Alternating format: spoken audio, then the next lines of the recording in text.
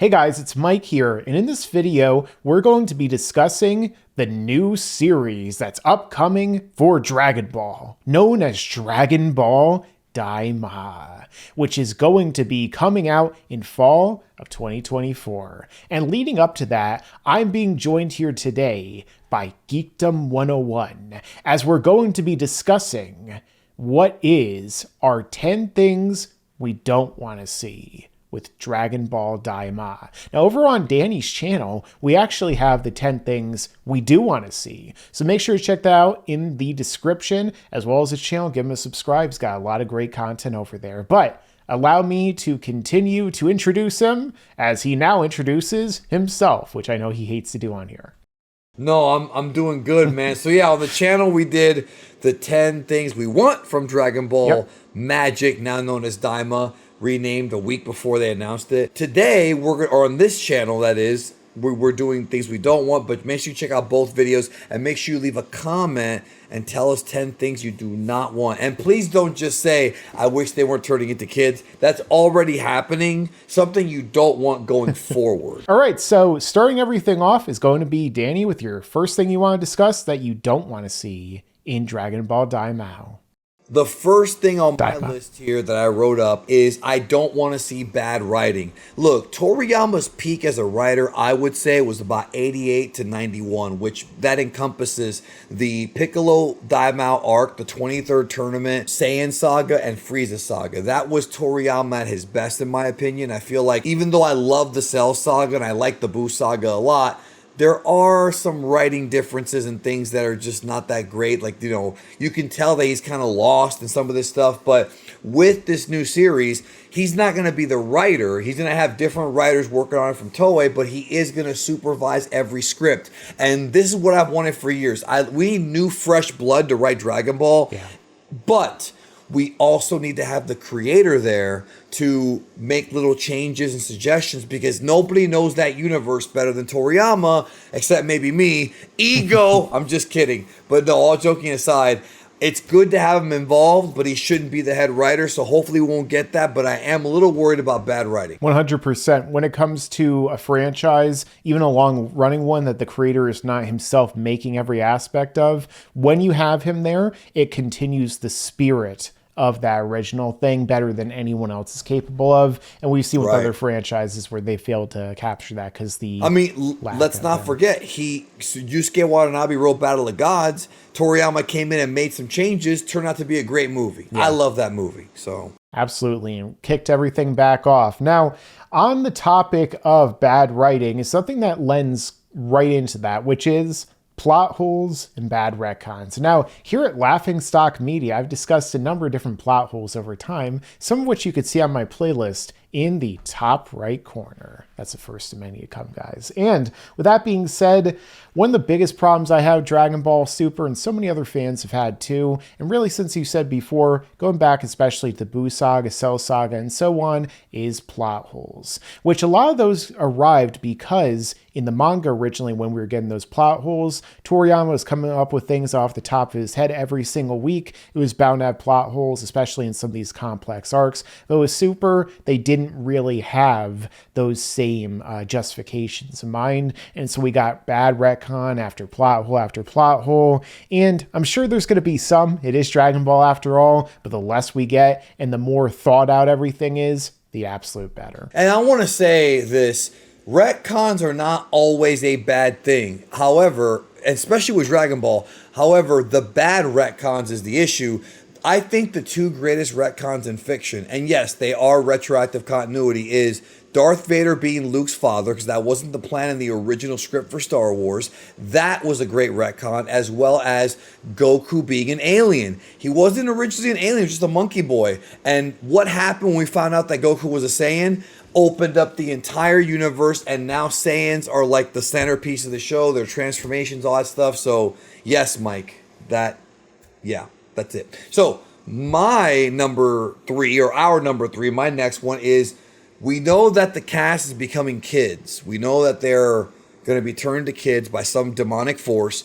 My next one is don't keep them as kids the entire series. I think one of the big flaws of GT is that they never fixed Goku until he became Super Saiyan 4, but he was still a kid. I think if they had done a situation where by the end of the Baby Saga we had adult Goku again and we had that familiar iconic Goku, I think it would have probably been better for the fans. But he stayed a kid for the entire series, Super 17 and Shadow Dragon's arc. With this series, I do want him to become an adult again at some point, whether it be in the middle or at the end of the first arc. If the first arc is going to be like this, I don't want it to be that way for the whole series. I really don't. We're doing a tribute to Dragon Ball, I get it, but he needs to go back to being an adult and maybe even tapping into some of the powers he got in Super, but we'll see. Yeah, absolutely. I think that a lot of people are assuming that they will be kids the entire time, but for all we know, that just could be one small part of a much larger whole. Pause. Now, with my next thing that I wanted to talk about, it would actually get into something with regard to the kids, which is that all of this ends up being way too toned down and kidified, because that's one of the big things you got to worry about in a franchise like Dragon Ball. It started out very violent, very graphic, whether it be in terms of the humor that Toriyama had or just the fights, and over time became a little bit more sanitized and clean in a sense. So with Dragon Ball Daima, I hope that it's not going to be kidified to the point to where not only is the violence going to be extremely toned down, but so too are going to be some of the ideas and themes on display. Because Dragon Ball sometimes has some really dark territory it goes in, despite being oftentimes a comedic and lighthearted story. Like we get the Future Trunks arc and things like that, where it gets really dark. So I hope that Daima, which in many ways basically means evil or demon, in terms of that as well, I hope it kind of shows us some of the deeper meaning of that. Yes, I agree, and I would love to. That's the thing. We got to get some good villains, and we'll talk about. One of mine is actually going to go into that. We'll talk about it shortly. My next one, though, we're going to discuss that in a minute. But my next one is, I feel if you watch Dragon Ball Super, for better or for worse, some was good, some was bad. They relied a bit too much on nostalgia. Too much nostalgia bait is my next one, meaning they brought back Frieza, they brought back Trunks, they had female Saiyans, they had freaking Broly get rebooted. They redid the Gohan and Cell fight. Cell Max, Golden Frieza, all these things really come off like nostalgia bait, even copying some of the original scenes. It's one thing to do like a reference. It's something else to just straight up overdo it. And Star Wars was guilty of this for a while too. I don't want this show to be nostalgia bait. I want it to be a new adventure. We meet some new characters, get reacquainted with some old ones, and just keep the story going without always referencing Dragon Ball Z and GT. We're going to get some, but I don't want it all to be like that. Yeah, so next thing that I want to talk about is something that I've also talked about very often on this channel, which is bad power scaling. I do not want as a terrible power scaling to occur throughout the course of Dragon Ball Daima. We have a chance to reset the scale in a sense with everyone being turned into kids, maybe new power systems and things we talked more in depth about in the other video I referenced earlier on Geekdom 101's channel. But nonetheless, the fact of the matter is that I want it to be consistent and not insulting to our intelligence. Not just that, but if we don't know how strong character A is compared to character B, what character A can take comparative to character B, then how do we know what this tension are, the stakes, if this character can lose and this character will win? But if it's more defined, if it's easy to understand, then it makes the action that much more enjoyable because we actually get to feel tension and stakes and in turn get a way more enjoyable fight. So that's why I want good power scaling to happen. I do agree that I think making them kids again kind of resets it. I hope that is the case. If you notice with the Majin Buu saga going forward, especially in Super, there's a lot of power scaling that's very debated on. And we have people in the fandom that are always debating this, especially with Super. So I agree with you. I want it to be a little bit more streamlined to where it makes sense. My next one is what I mentioned earlier, and that is I do not want corny villains in this show. I love what they're teasing in the trailer, where we see those shadowy figures, maybe from the demon realm, looking at, the history of Dragon Ball, like Babidi. That's the stuff that I like, that sort of wizard, alternate universe, demigod type of stuff. We all love that. And Dragon Ball Heroes actually does that really well. I would like more of that and less like corny villains. And also, I also am kind of tired of Dragon Ball Super always having villains that aren't really villains, like Beerus, Jiren, Granola. Even though I like those characters, they're not really evil, like Goku Black and Moro. So I feel like I would love it. And of course, Cell Max is just a big monster, and Gamma 1 and 2 are also not evil. I would love it if Goku and the gang actually meet a villain who's straight up bad. Like a bad villain who does bad things, kills people, uses people. We need a really good villain like that in the show, and I hope we get that, Mike. Yeah, and after all, corn has way too many carbs, so I prefer to exclude that from my diet. So next thing that I want to talk about comes down to the protagonist, not the villain in this case, which would have to be Goku. And one of the biggest problems that fans always had with Dragon Ball GT is something they like to call Goku time,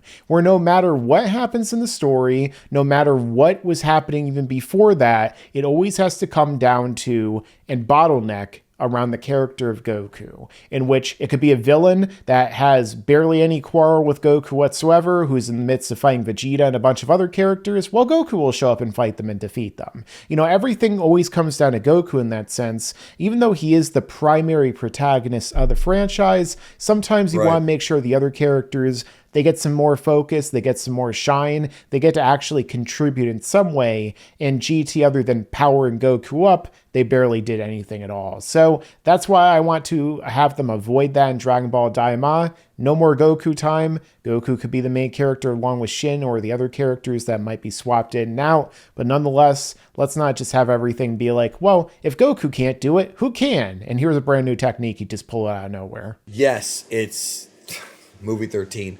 I agree with you on that. It feels like he's going to be heavily involved, but there are other characters that he'll be meeting along the way, so hopefully we'll get development for them too.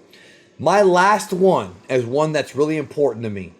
If you follow me at any point, whether it be here on YouTube or on Twitch, you know how important this is to me. I do not want Dragon Ball Daima to have a bad English dub. I think at this point, having a bad dub is not a good idea. Broly Superhero had great dubs. The older stuff, not so great. I don't want dub changes. I don't want them to add lines. I don't want them to censor stuff. Like, I want the dub to be as pure to the Japanese as possible for a couple reasons. Number one, I hate when they change things because it confuses the fandom and I have to make debunk videos. You know what? Maybe I like it. It gives me a reason to make videos. But still, it's annoying because people get so confused with that dub because they don't even know. They think it's accurate when there's problems. The Dragon Ball Super dub also had a habit, not a very good habit, of putting memes and jokes where they don't belong. If Dragon Ball Z Abridged does that, if Team 4-Star does that, I get it. If an official English dub starts doing that once or twice, not a big deal. But if it becomes an ongoing thing, it can actually ruin the story. So I do want a good English dub. Plus, if this show is going to be aimed towards children, children are more likely to watch a dub than read subtitles because most kids can't read fast enough. It happens. So I want the dub to be accessible to everyone while also being as accurate as possible to the Japanese. I think it will be based on the last two movies, but time will tell. Yeah, as long as we don't get another scene of Frieza speaking in his native language, that I think will be good with the next series. Your shoes are untied. I'm not even wearing shoelaces. Okay, so my last thing that I'm going to be talking about here in this video on Laughingstock Media, how's it going? With Geekdom 101, ice cold, no mistakes, is going to be that I hope the series actually sticks to the main concept and doesn't do what GT and Super and a lot of other stuff did, which is going right back to being on Earth, having all the villains coming to them, ditching all the exploration, and just being Dragon Ball Z, rinse and repeat over and over and over again. With this new story, they can go to another realm. They can go to other realms beyond that. They can explore new hierarchies, new concepts, new dimensions, new planets, new everything. And if after 15 episodes or so, they're like, oh, People don't like this, like a GT. Well, forget the concept we just came up with and based the whole show around. Let's just revert it all back. And like you mentioned before, kind of like Super Saiyan 4 in our other video, in a sense, that was their way of almost regressing Goku's new regression to being a kid by giving him a form that just turns him into an adult that he's going to be in for a lot of the show. So at the same time, I kind of hope that they don't just like be like, you know what, we tried, let's just do the same thing we always do, because that would be a big example of wasted potential. Check out the playlist in the top right corner. Yes, indeed. And make sure you check out the video that me and Mike did on my channel about the 10 things that we want to see in this show, because they both work together, these videos do. But I agree, man. I think it's going to come down to writing. I want good writing. You know what I mean? Because I think if the writing is good and the characters are good, the exploration stuff will be good. We have to make some of these locations interesting and unique to appeal to everyone, or at least most of the fandom. So that's going to come down to that. I have high hopes, though. Yeah, I just hope that they give Toriyama enough sushi napkins so that he could write all of his notes and in-depth illustrations of the new universes and stuff in there. Yes, I would love that. Sell them on eBay for millions. Yeah, make sure that he actually wiped his mouth with them too, including important plot points that he wiped off by accident, and they're just kind of. Or he sneezes in it, bro, or he has like duck sauce or whatever in there. Bro. Toriyama-sensei, what will be the name of the new villain? Achoo! Perfect! We're going to do that! But anyway, this has been our 10 things we don't want to happen in Dragon Ball Daima. Check out Geekdom 101's video in the end screen description. Make sure to stick around, because there's a lot more to come in the future, Trunks. Yeah, and you better subscribe.